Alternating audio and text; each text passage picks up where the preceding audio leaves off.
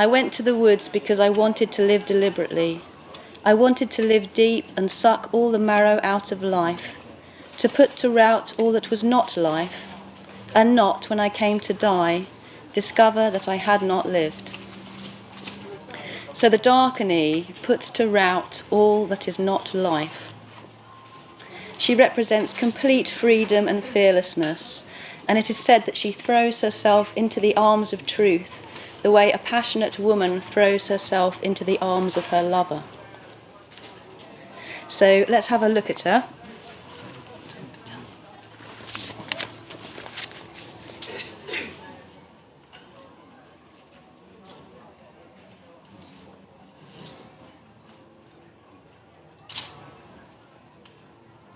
To show you, this one won't be so clear because it's small, but just to show you her in her sort of more wider context. Oops.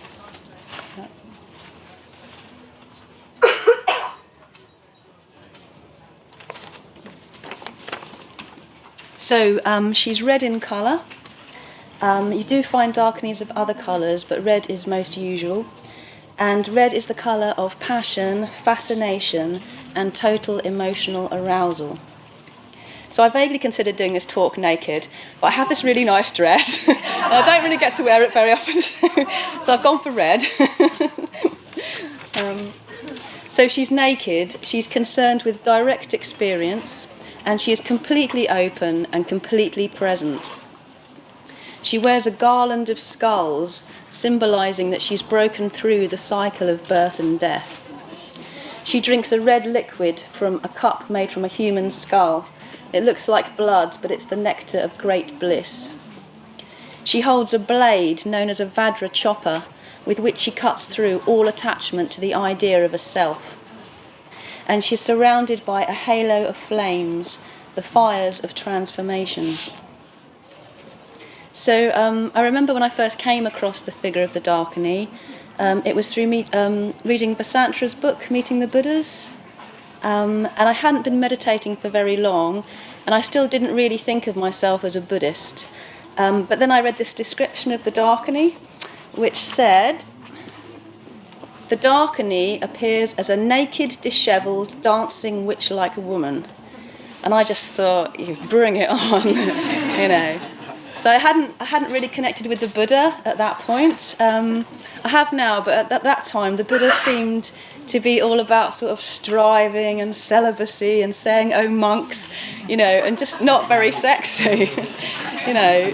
Whereas the Darkening was all like magic and mystic consorts and graveyards and nakedness. So, you know, nakedness has always been a bit of a feature of Buddhafield. I myself have personally run naked around various Buddhafield retreats over the years, painted red or green or blue, once with a badger skull strapped to my head. I remember this guy Steve painting his genitals yellow, blue and red, and revealing them during the puja with the words, "How's that for the 3 jewels?" But the Darkening's nakedness really refers to one of the qualities of enlightenment. So there's lots of different Buddhist figures representing different aspects of enlightenment. So if you think of how, like, when white light shines through a prism, it gets split into all the different colours of which light is made up. And if you think of enlightenment as being like the white light, then all the different Buddhas and Bodhisattvas represent all the different qualities of which enlightenment consists. So love, fearlessness, energy, wisdom, and so on. And the Darkening represents absolute freedom and fearlessness. So her element is the sky, and in Tibetan she's known as a sky dancer. So in Buddhism, the mind is often likened to a clear blue sky, and the Darkening represents that which moves about freely in mind, the energies of the mind itself. So a lot of the time, our minds are like a dog chasing a stick. You know, a thought arises and our minds chase after it. But thoughts are just the clouds passing through the blue sky. The sky itself is limitless, and it is here that the Darkening dances. So the Darkening Principle is expressed in various ways. She can be a female Buddha. She can be a flesh-eating demoness. Guys, you need to learn to tell the difference. She can be any situation or person which inspires us to grow. She can be the representation of our own energies, so the energies of the mind. And she can be a symbol for spiritual friendship and the spiritual community. And it is said that if you want to meet a Darkini, you have to go to the cremation ground. So the cremation grounds in ancient India were apparently quite frightening places.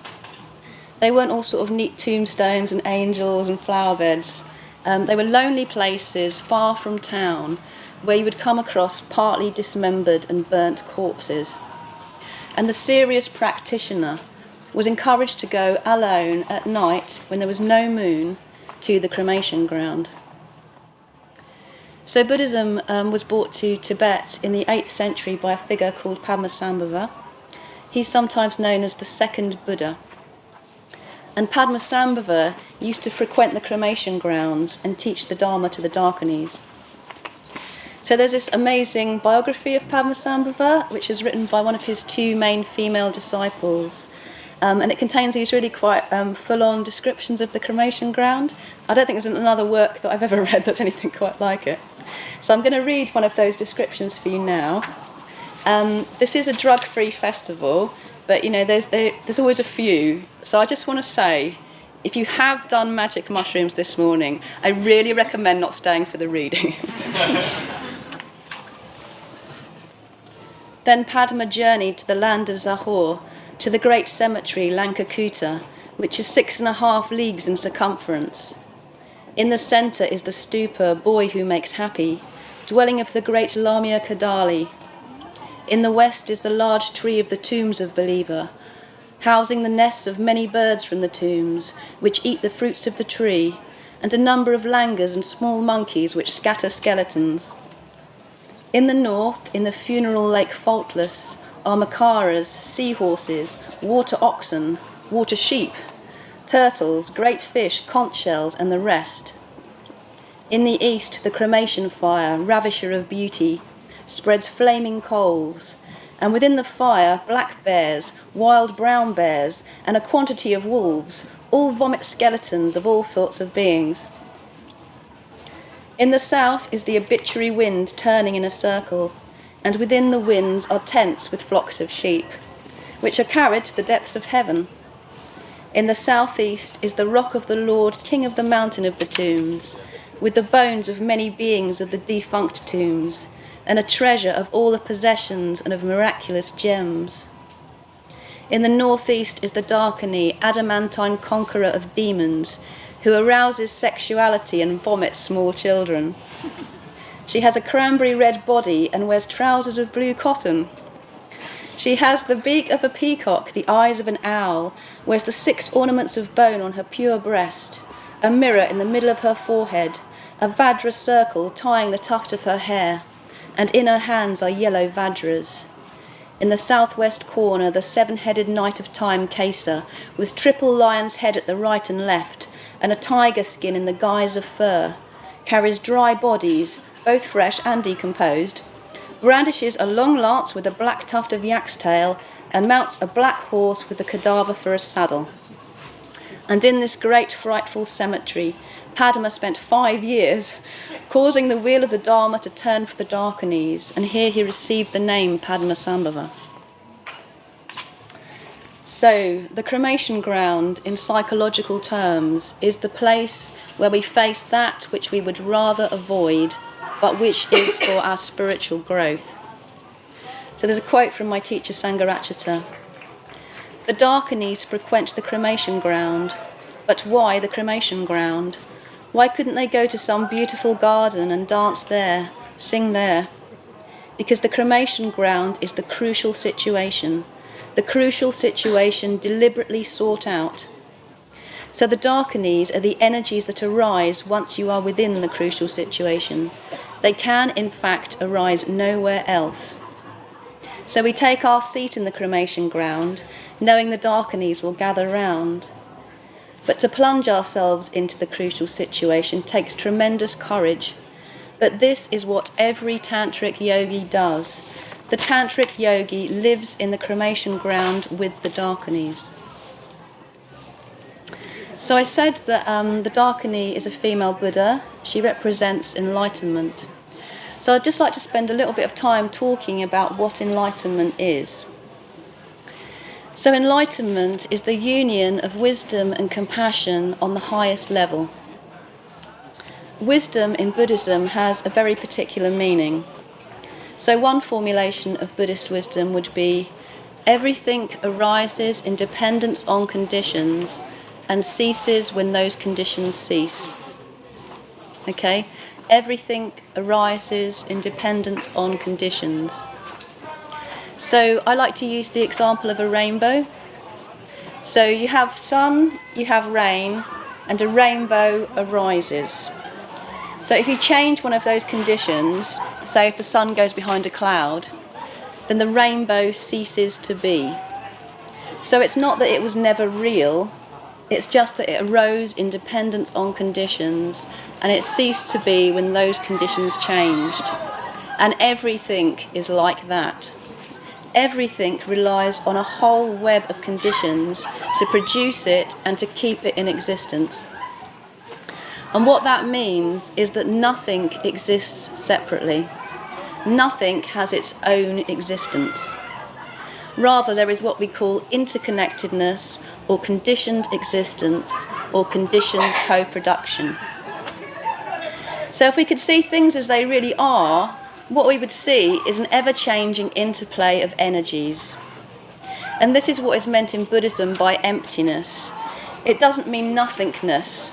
It means empty of a separate existence. So William Blake put it like this: if the doors of perception were cleansed, everything would appear to man as it is, infinite. For man has closed himself up till he sees all things through narrow chinks in his cavern. And he also put it like this: to see a world in a grain of sand and a heaven in a wildflower, hold infinity in the palm of your hand and eternity in an hour. So the problem is that from our unenlightened perspective, we perceive things as separate. And so we expect permanence from those things which can't give us permanence. We feel the pain of separation when in fact we are not separate and we never were. So when we talk about no self in Buddhism, again, it doesn't mean to say that we aren't really here. What it means is that there's nothing about us which exists separately from conditions. There's nothing about us which is permanent and unchanging. So if we think of the things that we commonly think of as self, our feelings, our thoughts, our bodies, we can see that they're all constantly changing, they're all affected by conditions, and they're all impermanent. They're just part of the kind of flow of what is happening. So the good thing about this is that we can change. We can choose conditions which cause spiritual growth to happen. So wisdom in Buddhism is really about realising this conditionality of all things. And we also talk about the 3 marks of conditioned existence. So conditioned existence is characterised by 3 things. All things are impermanent, all things are unsatisfactory, and all things are lacking in separate selfhood. So I feel we've looked a little bit at no self and impermanence. So I want to look a little bit at unsatisfactoriness. So the Buddhist word for unsatisfactoriness is dukkha, which I think is a really good word. Oh, dukkha. And it's also sometimes translated as suffering. So it isn't suggesting that things are crap all the time. What it's saying is that lasting satisfaction can't be gained through anything in conditioned existence. And suffering arises because we try to get from conditioned existence what it just can't give us. So enlightenment, the transcendental, is also known as the unconditioned.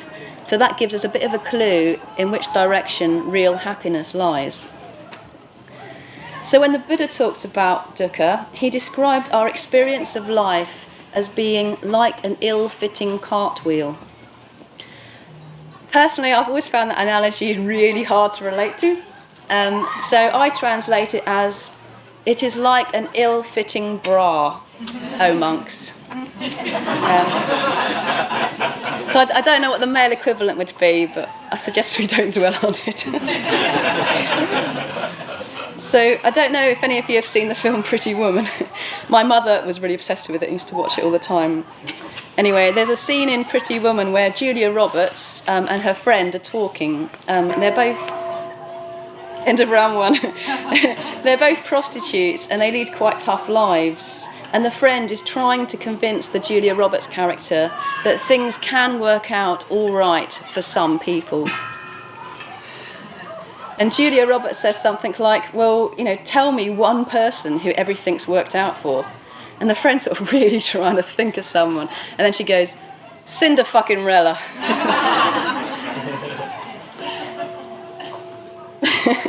So unenlightened existence is known as samsara, and enlightened existence is known as nirvana. So these aren't places, they're ways of perceiving. And to get from samsara to nirvana, we need the Darkening fire of transformation. And so that means transforming. That's really getting on my nerves, actually. Is it that? What is it? Oh, is it? Oh. You can see how well I've worked with my mental states, can't you? So transformation means complete transformation, and that means our whole being, so not just our rational minds, because most of us is unconscious. So if you think of it as being like an iceberg, so the conscious mind is just the tip of the iceberg sticking out above the surface, and most of what we are, the bigger part, is beneath the surface, and that's the unconscious.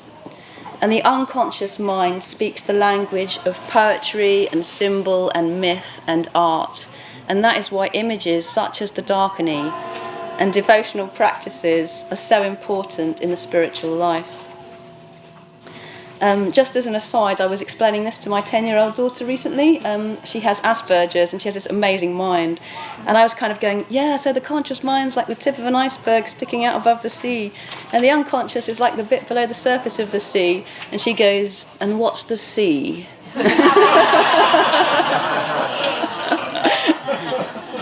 So that's a bit about the wisdom aspect of enlightenment. Compassion is much more mysterious. So we talked a bit about the idea of no self. So when we genuinely experience no self, what we experience is compassion. When there's no sense of us in here and the world out there, when there's no duality, it's as if love resides equally in all things and there is no separation between all things. So you've probably all seen the film American Beauty. There's some lines in that which I feel really encapsulate this experience of compassion. That was the day I realised there was this entire life behind things, and this incredibly benevolent force that wanted me to know there was no reason to be afraid, ever. So when there's no duality, when there's compassion, therein lies true fearlessness. So here's a poem by my teacher Sahajatara called The Unseen Flower. Compassion is far more than emotion. It is something which springs up in the emptiness, which is when you yourself are not there, so that you do not know anything about it. Nobody, in fact, knows anything about it. If they knew, it would not be compassion. But they can only smell the scent of the unseen flower that blooms in the heart of the void. So what about the Darkenings as forces of inspiration? Well, apparently when people are on their deathbeds, they don't say stuff like, I wish I'd spent more time on Facebook. When people are on their deathbeds, they say stuff like, I wish I'd been kinder, and I wish I'd lived my life more the way I wanted to. It's so easy to just waste our lives. It's so easy to just go on YouTube and before you know it, 2 hours have passed, even 5. I've actually had to write on the lid of my laptop, beware the K-hole.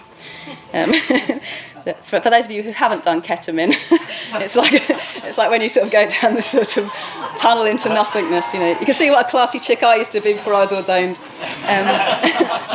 So I had to write "Beware the K-hole" on the lid of my laptop to stop myself sort of disappearing into this sort of YouTube bardo. So there's a line in the Karaniya Metta Sutta that says, "Those skilled in goodness should not do the slightest thing that the wise would later reprove." So as we're sitting there on the internet, we can maybe reflect, how would it be if someone I really respected walked in right now? So back in the autumn, I was doing some research on transgender issues because I have a transgender daughter. And you know, when you're watching YouTube, there's this sort of selection of kind of like vaguely related videos down the side. Well, one thing led to another. And sort of half an hour later, you know, all I can say is that if my spiritual teacher, Sangharakshita, had walked in right then and said, "And what are you doing, Sahajatara?" I'd have had to have said, "Bhante, I'm watching the world's smallest penis contest."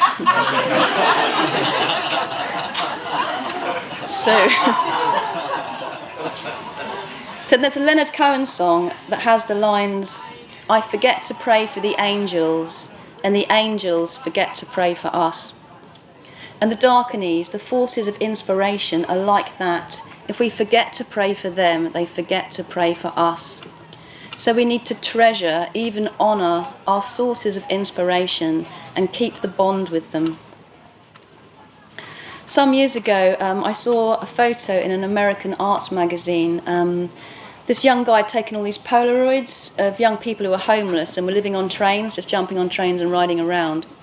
And this one image that really struck me was of this woman. She was lying on her back with her legs apart, and you could see her menstrual blood showing in her underwear. And this really affected me because, you know, there is still a bit of a taboo around menstruation. You know, you wouldn't want to get up during the offering section of the puja, bow to the shrine, and then later find out your whole sangha had sort of witnessed your women's mysteries, you know.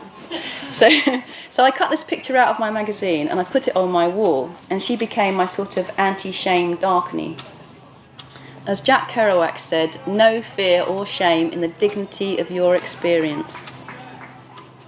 So the other notable thing about this woman was that she had "Stay Gold" tattooed on her fingers. And I became really fascinated by this expression, "Stay Gold." It felt like a teaching from the Darkening, but I had no idea where it came from. For me, it expressed what Sangharakshita wrote in his poem Secret Wings when he said, "Oh, cry no more that you are weak, but stir and spread your secret wings, and say the world is bright because we glimpse the starriness of things." So I considered getting "Stay Gold" tattooed myself, but I kind of felt like I had to find my own equivalent.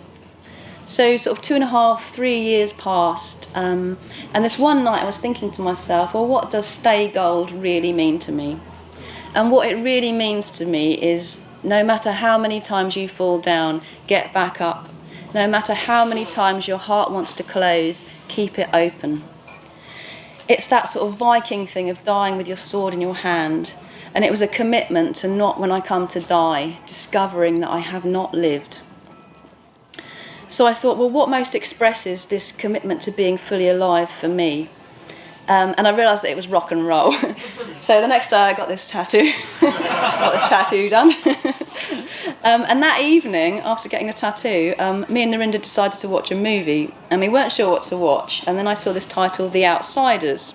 So I said, oh, well, that sounds kind of rock and roll. Let's watch that. So we're watching this film. And there's this scene where these two young guys, they're on the run, Pony Boy and Johnny. They're talking. And I'm going to read you the scene as it's expressed in the novel. One morning, I woke up earlier than usual. Johnny and I slept huddled together for warmth. Dally had been right when he said it would get cold where we were going. Being careful not to wake Johnny up, I went to sit on the steps and smoke a cigarette. The dawn was coming then.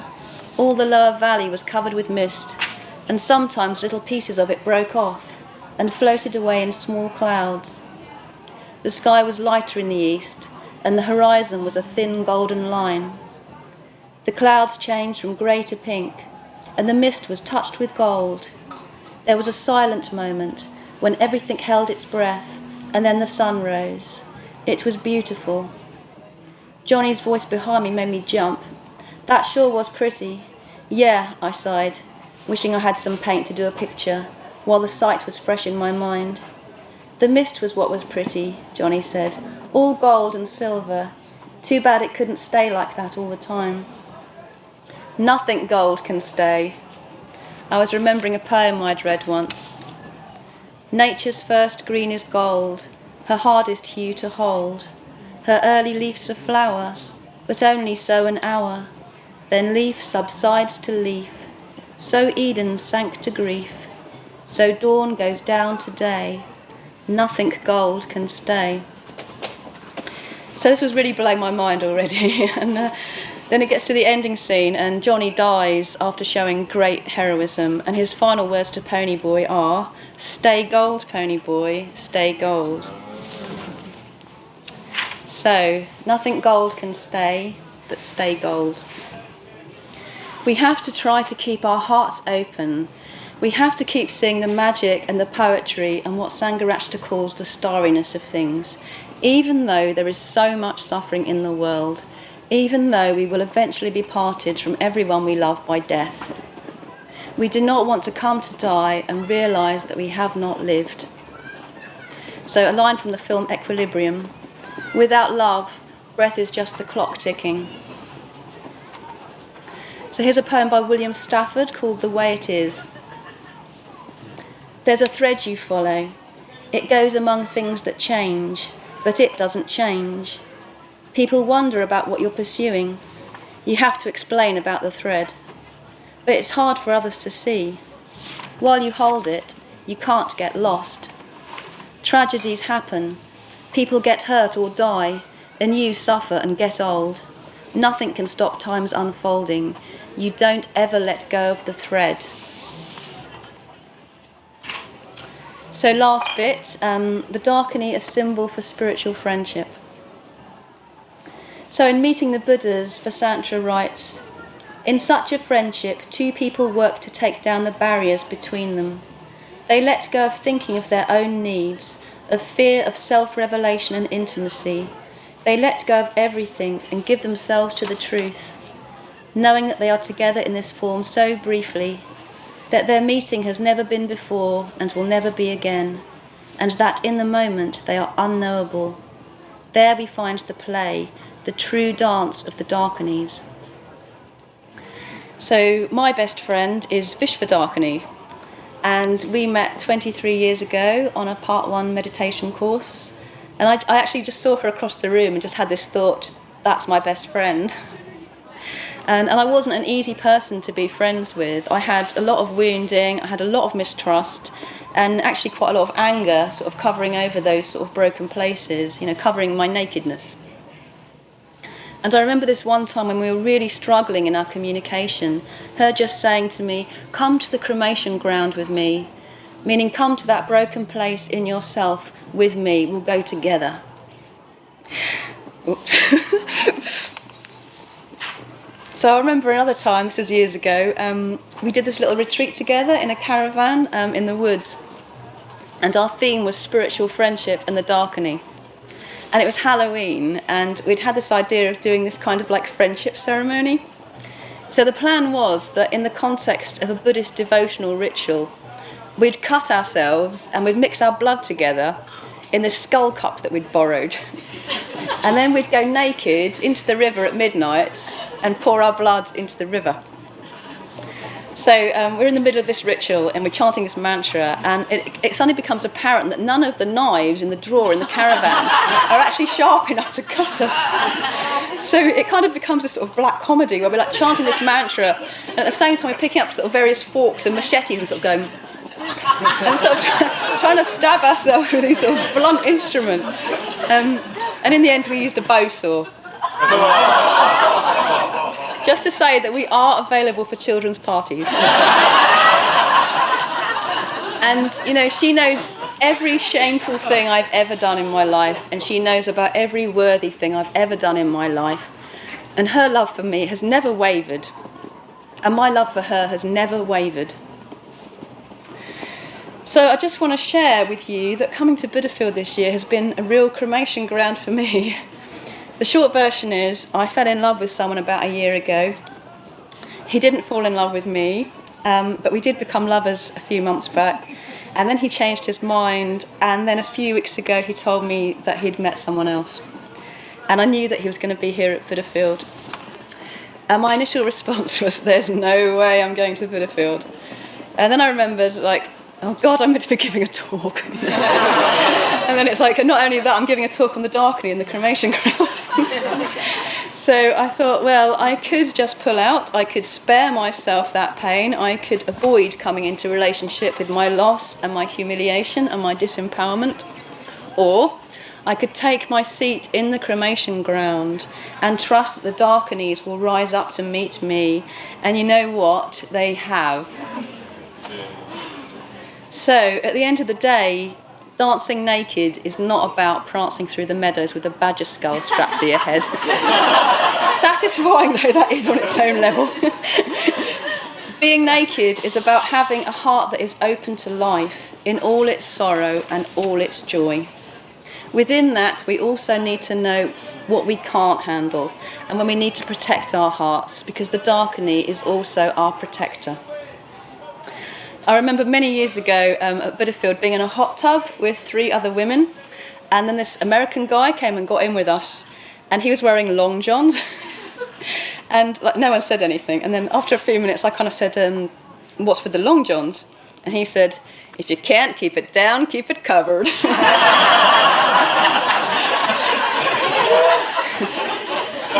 So I've reached the end of my talk. And I'd just like to close by reading you a scene from the film Dead Poets Society. So if you haven't seen the film, it's about this teacher in quite a repressive boys' boarding school in the 50s. And what he does is he tries to encourage the young guys to open up to really experiencing being fully alive. So in the first lesson, he takes them down into this sort of foyer part of the school where there's all these sports trophies and old school photos, and he recites this poem. Gather ye rosebuds while ye may, old time is still a-flying, and this same flower that smiles today, tomorrow will be dying. And then he says to them, gather ye rosebuds while ye may. The Latin term for that sentiment is carpe diem, seize the day. Why does the writer use these lines? Because we are food for worms, lads. Because believe it or not, each and every one of us in this room is one day going to stop breathing, turn cold, and die. So then he draws their attention to the old school photos. They're photos of previous generations of students going back into the past. And he says, I'd like you to step forward over here and peruse some of the faces from the past. You've walked past them many times, but I don't think you've really looked at them. They're not so different from you, are they? Same haircuts, full of hormones just like you. Invincible, just like you feel. The world is their oyster. They believe they're destined for great things, just like many of you. Their eyes are full of hope, just like you. Did they wait till it was too late to make from their lives even one iota of what they were capable? Because you see, gentlemen, these boys are now fertilizing daffodils. But if you listen real close, you can hear them whisper their legacy to you. Go on, lean in, listen. You hear it? Carpe. Hear it? Carpe. Carpe diem. Seize the day, boys. Make your lives extraordinary.